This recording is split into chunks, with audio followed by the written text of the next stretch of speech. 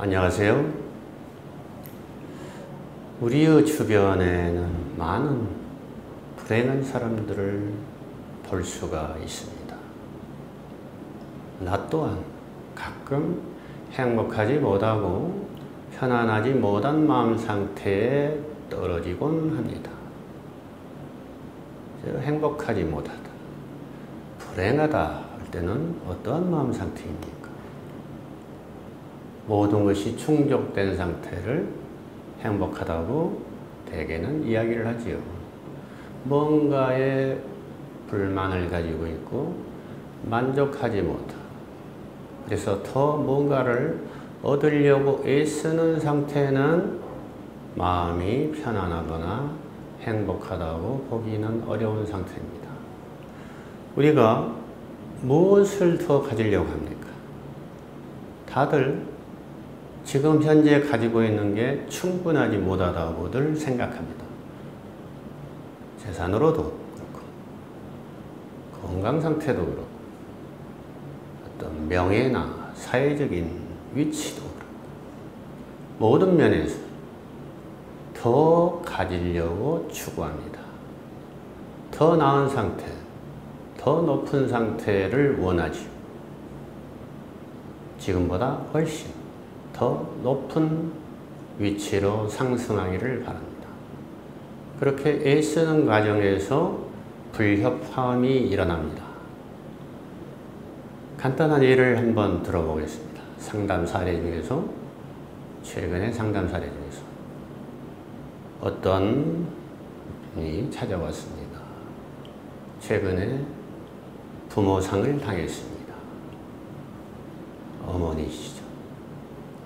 고승이 다 된 어머니께서 1년 전에 간병을 해드릴 때, 네가 형제 중에서 가장 나에게 수고를 많이 하고 많은 시간을 할애해서 내 불편한 노후를 도와주고 있구나.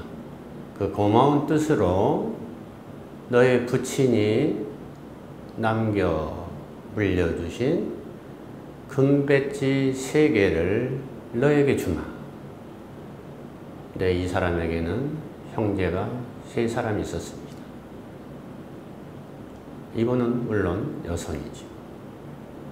이번에 어머니가 돌아가셨는데 형제 중에서 한 형제가 다른 형제들에 비해서 공부하고 다른 형제들에 비해서 잘 못 산다고 불쌍한 마음이 일어나서, 나는 살만하니까 내가 연전에 어머님께서 이것을 물려주셨는데 너에게 주마.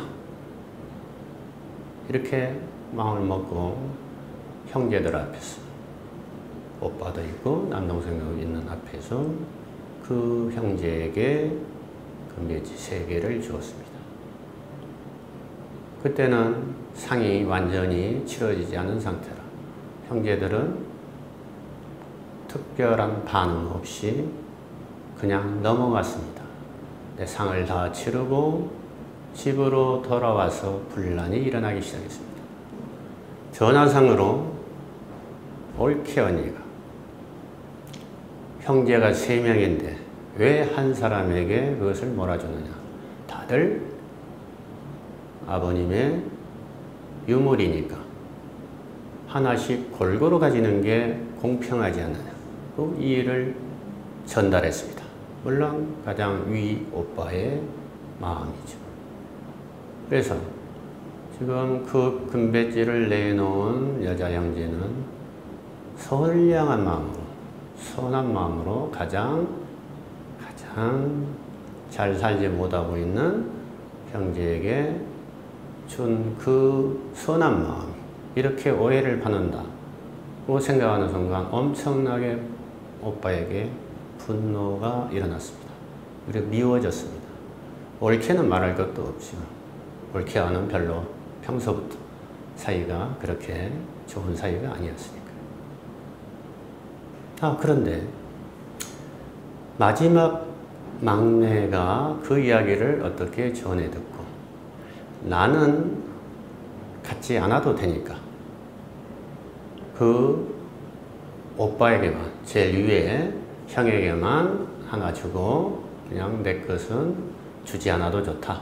그냥 둘째에게 준 3개 중에서 1개만 형에게 주는 게 어떻겠느냐. 자, 둘째는 아직 그 사실을 모르고 있어요. 그냥 무심코 받았죠. 형제들이 고맙다 하면서 받았겠죠. 그러니까 나머지 2 형제와 지금 준 당사자 간에 지금 숨어있는 에피소드죠. 에피소드. 그래도 준 사람은 선한 마음으로 줬는데 이 오빠가, 그래도 비교적 잘 사는 오빠가 이렇게 마음이 좁다는 것에 대해서 실망하고 다시는 관계를 갖지 않겠다, 이런 마음까지 가졌습니다.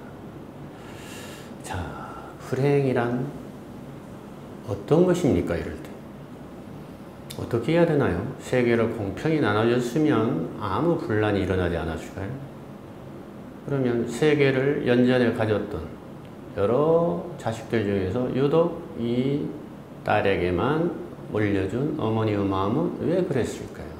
가장 고맙다는 마음으로 그렇게 전했을 겁니다만, 또 그것을 가장 또 못 산 형제에게 돌려주는 마음도 여기까지는 굉장히 행복의 조건 아니겠습니까? 그런데도 형제간에 분란이 일어났습니다. 이와 같이 우리의 마음은 비교해서 조금이라도 더 가지려 하고 더 받지 못했다고 생각하는 순간 마음에서 불만이 싹트고, 그리고 미움이 싹트고, 분노가 일어납니다. 질투가 일어납니다. 이렇게 해서 우리의 평정한 마음이 깨져버리고 말이죠. 그럼 공평하게 나눠졌으면 행복할까요? 이 숫자의 배분, 균등한 배분이 반드시 또 행복의 조건은 아닐 것입니다.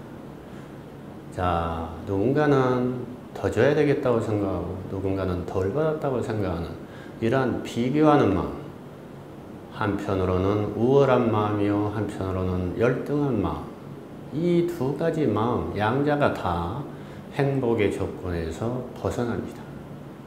우월하다고 생각하지 않아야 되고 열등하다고 생각하지 않는 평정한 마음이 가장 행복의 조건입니다. 평정한 마음이 깨지는 순간 칭찬도 행복을 벗어나게 하고 비난도 행복에서 벗어나게 합니다. 즉 불행 속으로 떨어뜨리는 첩경이 되는 것이죠. 칭찬 받으면 많이 우쭐대고 기분이 좋지만 그 칭찬을 받으려고 계속 자기 자신도 모르게 노력하는 순간 남의 눈치를 보게 되고 남의 비위를 맞춰야 되고 진실을 거짓으로 척하는 삶이 되고 맙니다. 자기 자신이 주인공이 되는 삶이 더 이상 아닌 것이죠.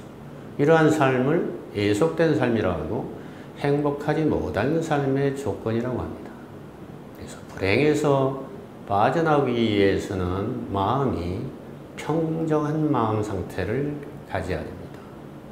평정한 마음 상태에서 주고 평정한 마음 상태에서 받는다면 문제가 없지만 평등한 마음이 없는 상태에서, 결여된 상태에서 주고받으면 아까와 같은 비교하는 마음이 발동을 해서 우쭐하거나 아니면 실족하거나 둘 중에 하나의 마음 상태로 떨어지고 맙니다. 자, 우리가 아무리 못 가졌어도 본래부터 가지고 있는 충분한 자산이 있습니다. 많은 사람들이 가난이나 궁핍 또는 적게 가지고 있다고 불만을 가지고 있는 경우에도 그 사람을 잘 들여다보면 그 사람에게는 따뜻한 얼굴과 따뜻한 말을 할 수 있는 능력이 갖춰져 있습니다.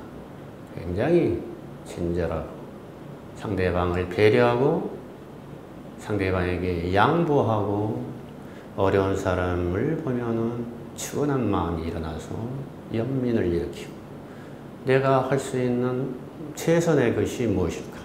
항상 찾아보고 뭔가를 해주려고 노력하는 순간 이 사람은 얼마나 많은 것을 가지고 있습니까?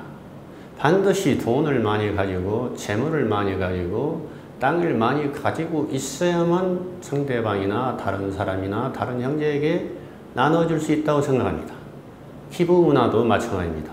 반드시 돈이나 이런 것만을 기부한다고 생각을 하죠. 요즘은 재능 기부도 많이 하지만 그 재능도 능력과 자격을 갖춘 사람들의 몫이라고 생각하기가 쉽습니다. 그러나 우리가 천부적으로 가지고 있는, 본래 가지고 있는 가장 소중한 보물이요 자산이 무엇입니까? 거친 말보다 따뜻하고 부드러운 말, 화내고 찌푸린 얼굴보다 부드럽고 미소 짓는 얼굴, 나의 이익을 먼저 앞세우려고 주파한 나를 튕기는 그런 것보다 상대방에게 피해가 가지 않도록, 상대방이 좀 더 편안해질 수 있도록 배려하는 마음씨, 이런 것들은 아무리 가난한 사람이라도 가지고 있는 품성들입니다. 이게 붓다의 마음 아니겠습니까? 중생의 마음은 에고가 발동하는 거예요. 이기주의, 에고는 뭡니까? 에고이즘입니다. 한마디로 이기주의적인 마음, 이기적인 마음, 나 자신만을 먼저 생각하는 마음. 붓다의 마음은 뭡니까? 불교에서 말하는 보살의 마음은 뭡니까? 보살심. 나보다는 상대방을 먼저 생각하고 배려하는 마음. 지장보살이 있죠. 지옥 중생들이 있는 한은 지장보살은 지옥에서 거주하면서 지옥 중생들을 보살피고 구원하려고 노력하는 보살로서 상징되고 있지 않습니까? 보살이라면 얼마나 높은 수준의 인물인가요? 부처님의 대등한 인물로 묘사되고 있죠. 불교에서.